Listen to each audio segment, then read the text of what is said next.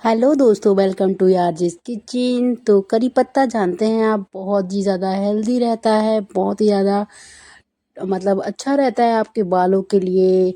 बहुत ही ज़्यादा हेल्दी भी होता है, इसका सेवन मतलब डेली डेली खाओ तो ये बहुत ज़्यादा हेल्पफुल होता है आपकी हेल्थ के लिए।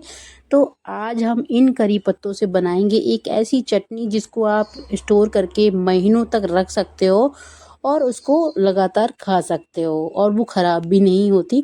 तो सबसे पहले हम क्या करें, करी पत्ता यहाँ पे एक बंच लेके आए थे बाबू मेरे हस्बैंड। और फिर हम क्या करेंगे, इनके पत्तों को हम निकालेंगे। यहाँ पे मैं फ्रेश करी पत्ता ही यूज़ कर रही हूँ, आप चाहें तो ड्राई भी यूज़ कर सकते हैं। तो यहाँ पे फ्रेश करी पत्ता यूज़ कर रही हूँ, तो इनकी स्टेम से इनकी पत्तियों को निकाल लेते हैं। तो सबसे पहले चलिए इनकी पत्तियों को निकाल लेते हैं अच्छे से प्लेट में। तो यहाँ पे मैं स्टेम से इन पत्तियों को निकाल रही थी। एक्चुअली ये कल लेके आए थे बाबू, तो रखी हुई थी, तो मैंने कहा चलो ये बहुत यूज़फुल रहता है तो इसकी ड्राई चटनी बनाई जाए। तो फटाफट मैंने ये स्टार्ट कर दिया था। तो पहले मैंने इन करी पत्ताओं की डंडियों को अलग कर दिया था, सिर्फ पत्ते पत्ते ही यूज़ करने हैं हमें। तो यहाँ पे देखिए मैं वही कर रही थी और सारी डंडियों से देखिए मैंने पत्ते निकाल लिए हैं। सारी डंडियों के पत्ते मैंने ईजिली निकाल लिए हैं, बहुत आसानी से निकल जाते हैं। और देखिए एक प्लेट भर के हमारे ये पत्ते हैं और बिल्कुल फ्रेश पत्ते थे ये। कल लेके आए थे तो थोड़े से ड्राई ड्राई हो गए हैं, लेकिन कोई दिक्कत नहीं, हमें ड्राई ही चाहिए, बहुत ज़्यादा होनी चाहिए। लेकिन फिर भी मैं इसे एक बार धुलूँगी, बिना धुले मैं यूज़ नहीं करूँगी। तो सबसे पहले इनको ना हम धुल लेते हैं। तो चलिए अब इनको ना हम एक डलिया में कर लेते हैं और इसको हम धुलेंगे। पहले इनको वॉश कर लेते हैं, उसके बाद इनका यूज़ करेंगे चटनी बनाने के लिए। तो ये देखिए बिल्कुल हमारी सारी पत्तियां हमने निकाल ली हैं और अब इसको मैं एक डलिया में कर लेती हूँ छोटी सी। और फिर इसको हम अच्छे से पहले धुल लेते हैं, उसके बाद इसका हम इस्तेमाल करेंगे चटनी बनाने के लिए। और ये चटनी बहुत ज़्यादा टेस्टी होती है, आप इजीली खा सकते हो चावल के साथ या फिर रोटी के साथ भी खा सकते हो। तो और कैसे भी खा सकते हो। तो देखिए पहले मैंने करी पत्ता को डलिया में कर लिया था, अब इसको हम अच्छे से धुलेंगे, मतलब इनको अच्छे से धुल लो, क्योंकि पेड़ों से पत्ते आए होते, भले ही मार्केट में कितना भी पानी मारते हो लेकिन उतने अच्छे से साफ नहीं करते ना, तो इसलिए मैं धुलना ज़्यादा प्रेफर करती हूँ। तो पहले मैंने सोचा इसको अच्छे से धुल लेते हैं, उसके बाद वैसे भी हम इनको जब पैन में रोस्ट करेंगे तो ये वैसे ही क्रिस्पी हो जाएंगे, इनकी सारा मॉइस्चर जो है बिल्कुल आसानी से सूख जाएगा, कोई दिक्कत नहीं होती है। तो ये देखिए मैंने अच्छे से इसे 3-4 बार अच्छे से धुल लिया था, ताकि इसमें से जितनी भी डर्ट वगैरह है वो सब निकल जाए और एकदम क्लीन हो जाए।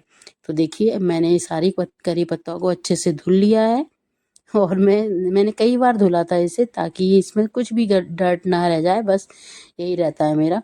तो चलिए अब ये धुल चुके हैं, इनको हम लेके चलते हैं चॉपिंग बोर्ड की तरफ। और यहाँ पे और भी इंग्रेडिएंट चाहिए जो हमारे यूज़ हो रहे हैं। तो मैंने यहाँ पे थोड़ी सी इमली ले ली थी, थोड़ा सा नारियल ले लिया था और एक छोटी कटोरी उड़द दाल एंड एक छोटी कटोरी चना दाल और एक कटोरी बड़ी कटोरी मूंगफली दाना एंड लहसुन की थोड़ी सी कलियाँ। और हाँ, लास्ट में मैंने थोड़ी सी मतलब थोड़ी सी लाल मिर्च भी ली थी, क्योंकि चटनी अगर चटपटी ना हो तो बिल्कुल मज़ा नहीं आएगा। तो यहाँ पे साबुत लाल मिर्च भी मैंने ली थी, ये तीखी वाली मिर्च थी। आप चाहें तो कश्मीरी मिर्च भी इस्तेमाल कर सकते हैं अगर आप तीखा पसंद नहीं करते तो। तो चलिए सबसे पहले हम प्रोसेस स्टार्ट करते हैं। तो यहाँ पे हमने पैन ले लिया था, पैन में सबसे पहले हम डालेंगे ऑयल। ऑयल आप अपने हिसाब से कोई भी ले सकते हो, यहाँ पे मैंने रिफाइंड ऑयल लिया था। आप चाहें तो कोकोनट ऑयल, तेल जो भी आप यूज़ करना चाहें वो ले सकते हो। तो अब हम सबसे पहले डालेंगे इसमें हम जीरा डालने के बाद जीरे को थोड़ा सा भून जाने देते हैं। उसके बाद हम डाल देंगे इसमें मूंगफली दाना। मूंगफली दाना को सबसे पहले भूनिएगा, क्योंकि मूंगफली दाना भून के पहले रोस्ट कर लीजिए। पहले अब इसमें मैंने पहले मूंगफली दाना डाल दिया, पहले इसको हम थोड़ा सा रोस्ट कर लेते हैं, क्योंकि इसमें थोड़ा टाइम लगता है हल्का सा। और दूसरी बात ये, मूंगफली दाना अगर कच्चा रह जाता है तो थोड़ा अच्छा टेस्ट नहीं आता, अगर भुन जाता है ना तो बहुत मस्त टेस्ट आता है। तो इसलिए मैंने मूंगफली दाना डाल दिया था। उसके बाद हम डालेंगे इसी में चना दाल, जो कि 1 कटोरी हमने ली थी। चना दाल छोटी कटोरियों में ली थी और मूंग दाल वो उड़द दाल भी छोटी कटोरी में ली, लेकिन मूंगफली दाना थोड़ा ज़्यादा लिया था, क्योंकि मूंगफली दाल का टेस्ट जो होता है ना बहुत ही ज़्यादा मस्त लगता है। फिर मैंने इसमें डाली उड़द दाल, जो कि मैंने सेम नन्ही छोटी कटोरी से ली थी। अब इन सारी चीज़ों को हमें अच्छे से रोस्ट करना है, मतलब ये थोड़े से कलर छोड़ चेंज कर दें, तब तक हमें इन्हें अच्छे से भूनना है। तो चलिए इनको हम अच्छे से भून लेते हैं, अच्छे से रोस्ट कर लेते हैं। ये देखिए हम इसको रोस्ट कर रहे हैं और ये देखिए कितने कलरफुल हो गए हैं। और इनको हम अच्छे से रोस्ट कर लेते हैं। जब ये रोस्ट हो जाएगा फिर हम इसको एक प्लेट में निकाल लेंगे। तो चलिए अभी देखिए हमने रोस्ट करना स्टार्ट कर दिया है और इसी तरह से हमें धीरे धीरे धीमी आंच पे ही भूनिएगा। बहुत तेज़ आंच पे भूनेंगी तो फटाफट से जल जाएगा ये सब चीज़ें। तो बेटर है आप मीडियम आंच पे भूनें। इससे क्या होगा, ये अच्छे से भुन भी जाएगी और जलेगी भी नहीं। तो देखिए लगभग हमारी जो मूंगफली है वो अच्छे से भुन रही है और जैसे ही थोड़ा सा कलर चेंज कर देगी हम इसको निकाल लेंगे प्लेट में, ठंडा होने के लिए छोड़ देंगे। क्योंकि इन सारी चीज़ों को हमें इनकी ड्राई चटनी बनानी तो इन सबको हमें पीसना भी है। तो चलिए हमारी जो मूंगफली दाना और जो चना दाल उड़द दाल है वो अच्छे से देखिए रोस्ट हो चुकी है। और रोस्ट होने के बाद हम इसको निकाल लेंगे प्लेट में। तो देखिए हमारी जो चना दाल और मूंग दाल नहीं सॉरी उड़द दाल और मूंगफली दाना, इसको कुछ लोग सेंगा भी कहते हैं, बट हमारे नॉर्थ में इसे मूंगफली दाना ही कहते हैं। तो मैंने इन सारी चीज़ों को अच्छे से भून लिया है और ये भून चुके हैं। अब इनको हम निकाल लेते हैं प्लेट में। तो चलिए अब इनको हम प्लेट में निकाल लेते हैं।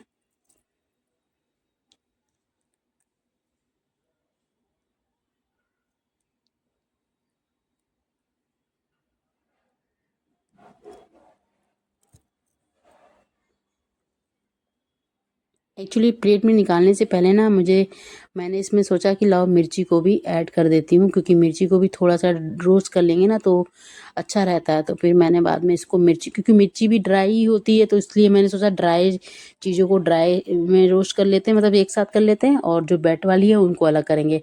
तो मैंने इसमें मिर्ची भी ऐड कर दी थी। अब मिर्ची को थोड़ी देर ही चलाएंगे, बहुत ज़्यादा देर नहीं चलाएंगे क्योंकि मिर्ची बहुत जल्दी भुन जाती है। तो उसको भी मैंने अच्छे से भून लिया था। अब इन सारी चीज़ों को हम निकाल लेंगे एक प्लेट में, ताकि ये थोड़ा सा ठंडा हो जाए, क्योंकि इसको हमें बाद में पीसना है। तो इसको प्लेट में निकाल के इसको हम अच्छे से ठंडा होने के लिए छोड़ देते हैं।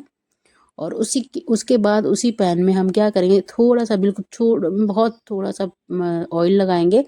और जो हमने नारियल था वो कट कट करके रख लिया था, तो नारियल और लहसुन को भी भून लेंगे और इमली, इन तीनों चीज़ों को अच्छे से भून लेते हैं। मतलब बहुत ज़्यादा नहीं भूनना है, बस थोड़ा थोड़ा भूनना ताकि कच्चापन ना रहे लहसुन का, बस उससे ज़्यादा नहीं। और वैसे भी नारियल तो अगर कच्चा भी रहेगा तो भी कोई दिक्कत नहीं है, लेकिन लहसुन भुन जाना चाहिए। तो थोड़ा सा ही भूनेंगे, बहुत ज़्यादा नहीं भूनेंगे। और ये इमली भी मैंने इसी के साथ ले ली थी। आप चाहे तो इमली भी इसी के साथ मैंने ले ली थी और आराम से, तो बस 1 मिनट तक भूनना है। उसके बाद इनको भी हमें निकाल लेना है, बहुत ज़्यादा नहीं भूनना है, बस लहसुन की कच्चापन चला जाए बस उतना ही भूनना है। तो चलिए अब ये भी लगभग हमारे भुन चुके हैं, क्योंकि ज़्यादा नहीं भूनना है, बहुत ज़्यादा नहीं, बहुत देर तक नहीं करना है। जलाना थोड़ी ना है हमको, बस थोड़ा सा कच्चापन ख़त्म करना है लहसुन का, दैट्स इट। उससे ज़्यादा कुछ नहीं करना है। तो अब इनको भी हम उसी प्लेट में निकाल देते हैं जिस प्लेट में हमने मूंगफली दाना वगैरह, क्योंकि इन सारी चीज़ों को ना हम एक साथ में ग्राइंड करेंगे, एक साथ पीसेंगे, तो इसलिए उसी प्लेट में मैंने निकाल दिया था।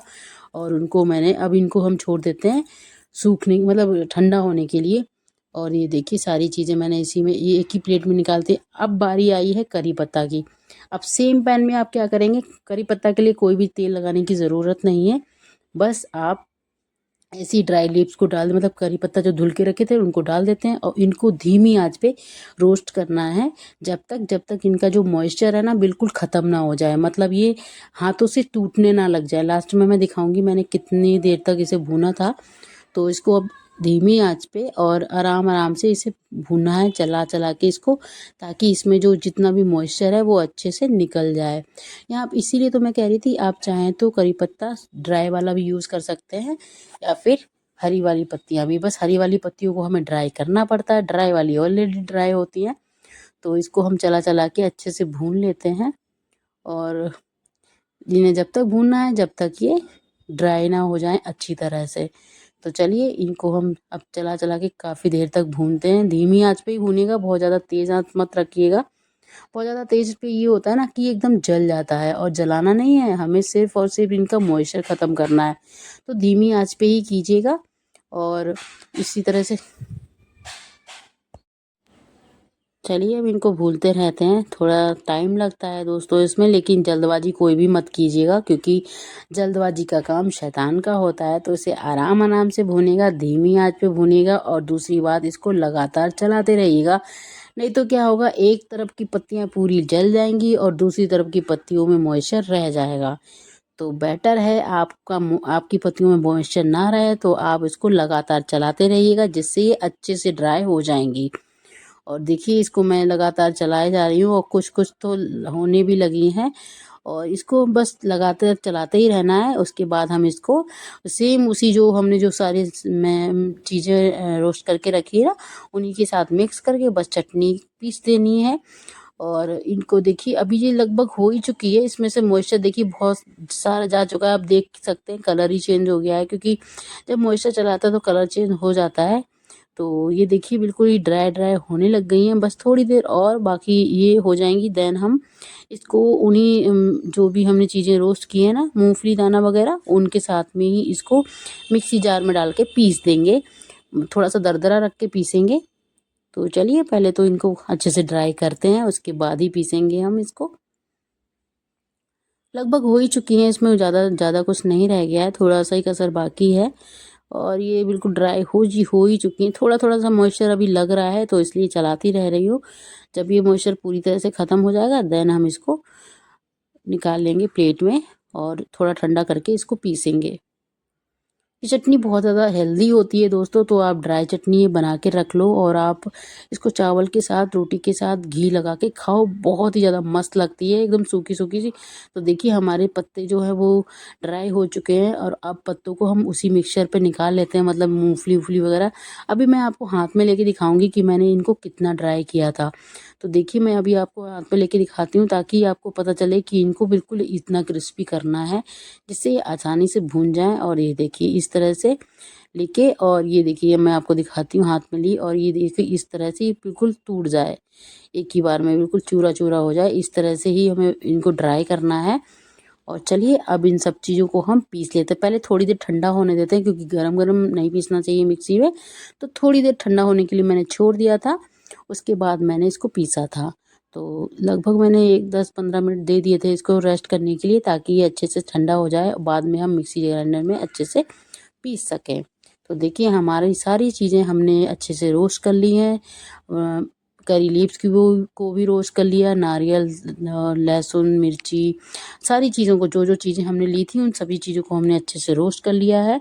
और अब हम लाते हैं मिक्सी का जार और उसमें हम इनको ग्राइंड करते हैं। तो यहाँ पे ना बड़ा मतलब यहाँ पे ऐसे मिक्सी के जार में इन सारी चीज़ों को डाल देते हैं और इसे अच्छे से पीस लेते हैं। और पीसते टाइम पे बहुत ज़्यादा फाइन पेस्ट नहीं करना है, थोड़ा सा चटनी टाइप का रहने दीजिए, थोड़ा सा दरदरा रहने दीजिए ताकि उसमें खाने में मस्त लगे, मज़ा आए। तो देखिए हमने मिक्सी ग्राइंडर में कर लिया है और इसको हम अब पीसते हैं। पीसने के बाद मैं दिखाऊंगी कि इसको किस तरह का रखना है। तो ये देखिए थोड़ा सा ऑयल में भुना था ना, इसलिए थोड़ा थोड़ा ऑयल है, लेकिन ये ऑयल होना सही है क्योंकि इससे क्या होगा, चटनी हमारी ख़राब नहीं होगी बिल्कुल भी। तो बस अब इसको हम ग्राइंड कर लेते हैं।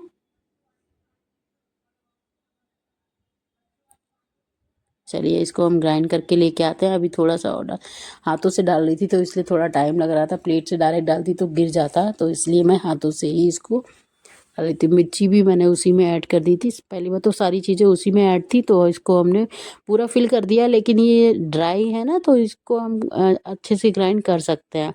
और ये देखिए ग्राइंड करने के बाद हमें इस तरह का रखना है, बहुत ज़्यादा फाइन नहीं करना है, थोड़ा सा दरदरा रखना है। और इसी तरह से तो ऐसा था ना दोस्तों, मैंने छोटे जार में किया था तो मैंने 2 बार में किया था। ये पहली बार में रोस्ट हुआ था, फिर दूसरी बार वाला भी मैंने रोस्ट करके इसी में मिक्स कर दिया था। तो दूसरी बार वाला मिक्स करके हमारा चटनी हमारी इतनी बनी थी। और आप लोग सोच रहे होगे इन्होंने अभी तक नमक इस्तेमाल नहीं किया है।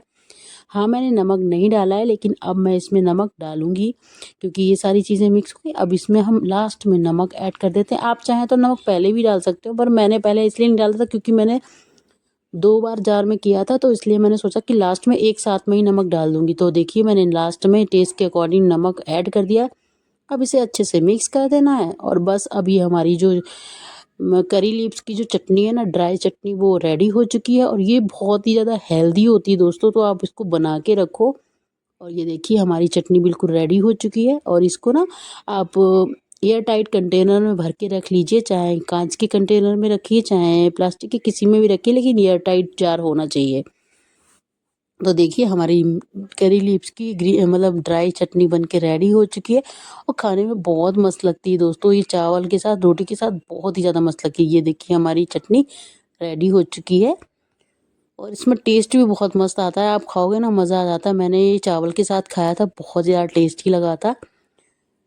पहले ना मैंने क्या किया था, इसको भर दिया था, मतलब ये जो कांच का जार ले आई थी इसमें मैंने इस ड्राई चटनी को भर दिया था, क्योंकि इसको आप स्टोर करके महीनों तक रख सकते हो और जब आपका मन करे आप खा सकते हो। तो मैंने यहाँ पे छोटे छोटे मेरे पास 2 जार थे, दोनों को मैंने भर लिया था, क्योंकि जार में रख के आप आराम से इसको रख सकते हो। कांच वैसे सबसे बेस्ट जार रहता है, लेकिन अगर आपके पास कांच का नहीं है तो आप चाहें तो इसे प्लास्टिक के जार में भी रख सकते हो, बट कांच का सबसे बेस्ट रहता है। और चीनी वाले जो बर्तन होते हैं उसमें भी आप रख सकते हो, लेकिन चीनी वाले बर्तनों को एयर टाइट नहीं रख सकते हैं, तो इसलिए कांच का जार सबसे बेस्ट रहेगा। तो कांच के जार में ही मैंने रखा था ये। मेरे पास ऐसे 2 जार थे, एक ये था और एक छोटा और था, तो उस दोनों में ही मैंने इसको फिल कर दिया था। मैं लास्ट में आपको दिखाऊंगी कि मैंने इसको कैसे खाया था, क्योंकि इसको आप उसी तरह से भी खा सकते हो, रोटी पे लगा के भी खा सकते हो, और आप चाहो तो जैसे डोसा वगैरह बनाते हो उस पर भी थोड़ा स्प्रिंकल कर सकते हो, क्योंकि ये ड्राई चटनी है, आप इजीली यूज़ कर सकते हो। तो दूसरे जार में पहले जार भर गया था, तो दूसरे जार में भी मैं भर देती हूँ। और थोड़ी सी चटनी मैंने छोड़ दी थी, आप सोच रहे होंगे लास्ट में देखिएगा मैंने थोड़ी चटनी छोड़ दी है। अब आप सोचेंगे ये चटनी मैंने क्यों छोड़ी है, वो इसलिए छोड़ी थी क्योंकि मैं इसे खाने वाली थी और मैंने इसको तुरंत ही खाया था चावल के साथ। गर्मा गर्म चावल मैंने बनने रख दिए थे जब तक मैं ये चटनी बना रही थी, क्योंकि चावलों के साथ ये बहुत ज़्यादा मस्त लगती है, बहुत ही ज़्यादा अच्छी लगती है। तो देखिए हमारे दोनों छोटे छोटे जार जो हैं भर चुके हैं। आप चाहें तो एक बड़ा जार भी ले सकें। मेरे पास कांच के ना ये दो जार छोटे छोटे ही बचे थे, बाकी बड़े वाले में कुछ नहीं थे, तो मैंने छोटे छोटे जार में ही भर लिया था। दोनों को मैंने बंद कर दिया। वैसे अचार वगैरह के लिए ना कांच के जार ही सबसे अच्छे रहते हैं।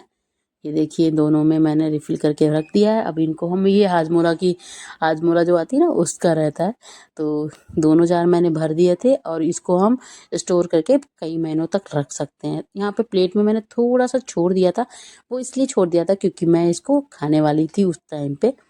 तो देखिए हमारे जार में हमने अच्छे से ड्राई चटनी को भर लिया है। इसको मैं स्टोर करके फ्रिज में रख दूँगी और ये महीनों तक चलती रहेगी। तो अब मैं बताती हूँ मैंने किससे खाया था। मैंने यहाँ पे चावल को बनने रख दिया था, तो चावल हमारे रेडी हो चुके थे, राइस। और अब इसमें हमें क्या करना है, वो चटनी डालनी है और साथ में डालना है घी। घी के साथ खाओ ना इतना मस्त फ्लेवर आता है ना दोस्तों, बहुत ही ज़्यादा मस्त। या फिर आप इसको क्या कहते हैं, दही के साथ भी खा सकते हो। आप चाहें तो चटनी के साथ खाओ चाहे दही से खाओ। मैं तो इसको खाया था घी के साथ में। तो यहाँ पे मैंने चटनी ले ली थी, जो चटनी मैंने छोड़ी थी ना वो चटनी मैंने ले ली और लास्ट में मैंने डाला इसके ऊपर घी चावलों के ऊपर। इसमें अलग से नमक डालने की ज़रूरत नहीं है, क्योंकि चटनी में ऑलरेडी हमने नमक अच्छे से मिला दिया है। बस अब इस तरह से चावल में लगा के खाओ, इतना ज़्यादा मस्त टेस्ट आता है दोस्तों और हेल्दी भी है। तो देखिए इस तरह से मैंने इसको खाया था, इस तरह से आप भी ट्राई कर सकते हैं।